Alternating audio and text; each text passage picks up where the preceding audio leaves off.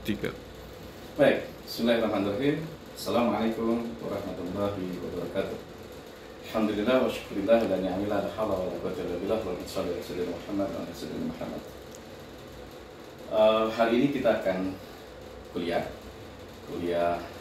singkat terkait dengan jasa ekosistem. Ya. Jasa ekosistem ini adalah sesuatu yang dihasilkan oleh ekosistem yang kemudian dia bisa bermanfaat untuk manusia. Nah, sebagai sebuah jasa ekosistem, saya mengambil materi ini namanya jasa ekosistem. Ya. Nah, pendekatannya adalah pendekatan dari Costanza et al. Ya, et al. Tahun 2014.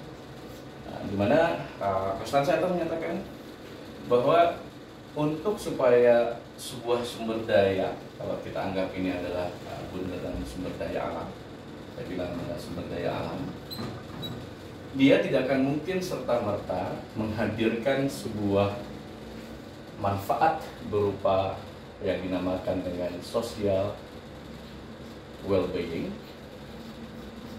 ya, well-being. Ini dia tidak akan bisa langsung menghadirkan social well-being ini, ya, tidak akan mungkin langsung, kecuali dengan sebuah upaya yang dinamakan dengan pemanfaatan.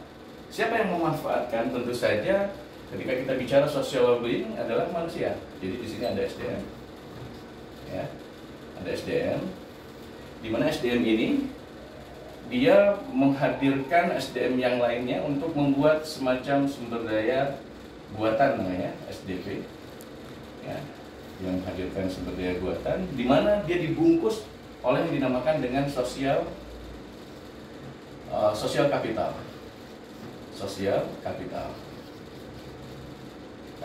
ya, di mana dia menghadirkan sebuah sistem yang dinamakan dengan sistem manusia. Nah, sistem manusia ketika dia hadir di muka bumi ini bersamaan dengan sumber daya alam, maka dia untuk bisa mencapai sebuah upaya social well-being, ya, itu ada interaksi, ya, di mana interaksi ini, ya, itu bisa ketika sumber daya alam bisa memberikan yang dinamakan dengan jasa ekosistem.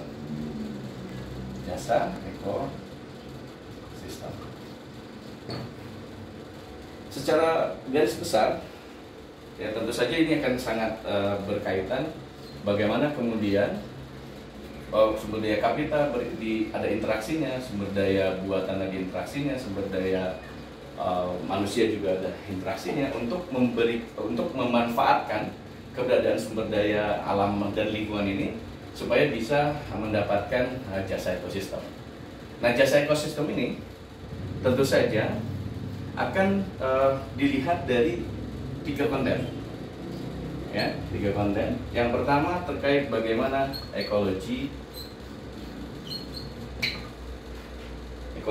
ya. Kemudian konten yang kedua adalah sosial. Kemudian konten yang ketiga adalah ekonomi. Di mana ketiganya ini memberikan atau diberikan oleh ekosistem untuk mendapatkan manfaat,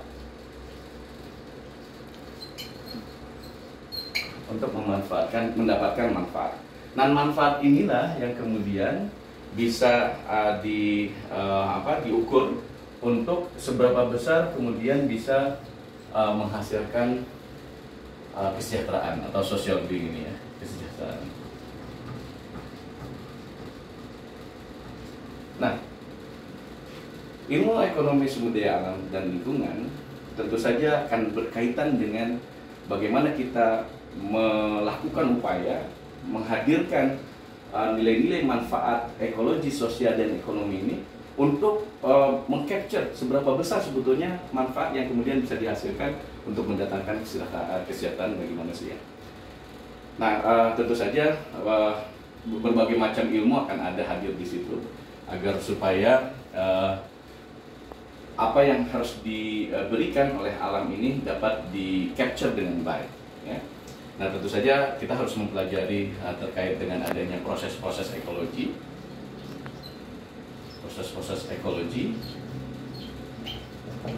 di mana proses ekologi ini itu akan menghadirkan yang dinamakan dengan fungsi.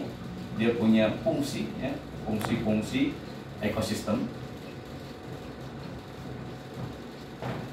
ya, di mana fungsi ekosistem ini dia akan menghadirkan yang dinamakan dengan produk. Nah, balik lagi, produknya itu berupa produk barang atau jasa, ya, dan atau jasa. Jadi barang dan atau jasa. Nah, terkait dengan produk barang, tentu saja bagaimana barang ini bisa memberikan manfaat fisik yang bisa langsung diterima oleh manusia, ya. Sementara jasa tentu saja yang berkaitan dengan kesejahteraan batinnya, ya. Contohnya adalah begini, ketika kita bicara terkait dengan ekosistem, contoh adalah ekosistem mangrove, yang notabene mangrove adalah sebuah ekosistem yang berada di kawasan pantai, di mana hidupnya itu tidak akan mungkin tidak bersinggungan antara laut dan darat, begitu. Dia membutuhkan air laut untuk pertumbuhan dan juga dia membutuhkan air tawar untuk pertumbuhan. Nah, dia punya proses-proses, sebetulnya proses-proses ekologi yang menghadirkan fungsi-fungsi ekosistem itu. Ada 4 konten fungsi ekosistem yang bisa dihadirkan dari ekosistem mangrove di sini. Itu yang dinamakan dengan regulating services, ya. Kemudian dia juga berkaitan dengan bagaimana dia memberikan provisioning services. Lalu kemudian dia juga memberikan yang dinamakan dengan supporting services. Di sisi lain dia juga memberikan yang dinamakan dengan culture services. Nah, ini secara keseluruhan kalau bisa dilihat, ini adalah total value yang bisa dihadirkan oleh ekosistem, sebuah ekosistem. Contoh misalnya regulating services, di mana mangrove itu dia memberikan manfaat berupa adanya carbon stock misalnya, ya, sehingga dia bisa menghadirkan oksigen yang kemudian dia bisa berguna untuk respirasi dari makhluk hidup, ya, termasuk di dalamnya adalah manusia. Ini contoh regulating services.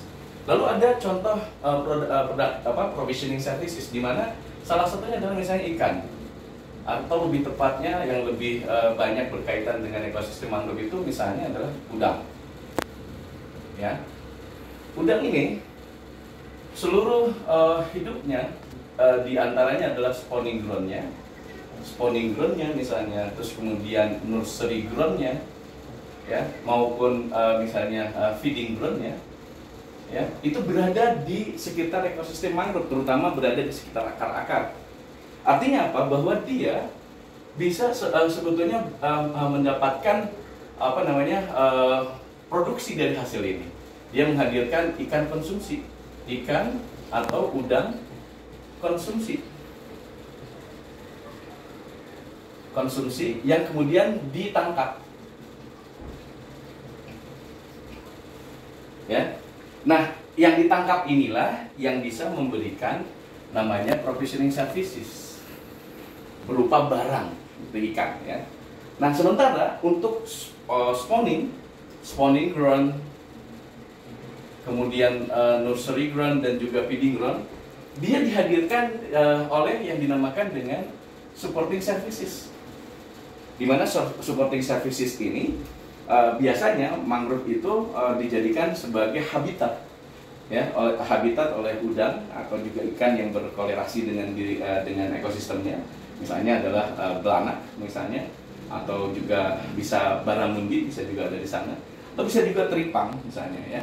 Nah, di sini dia betul-betul bisa memberikan sebagai tempat tinggal bagi bagi ikan itu sendiri.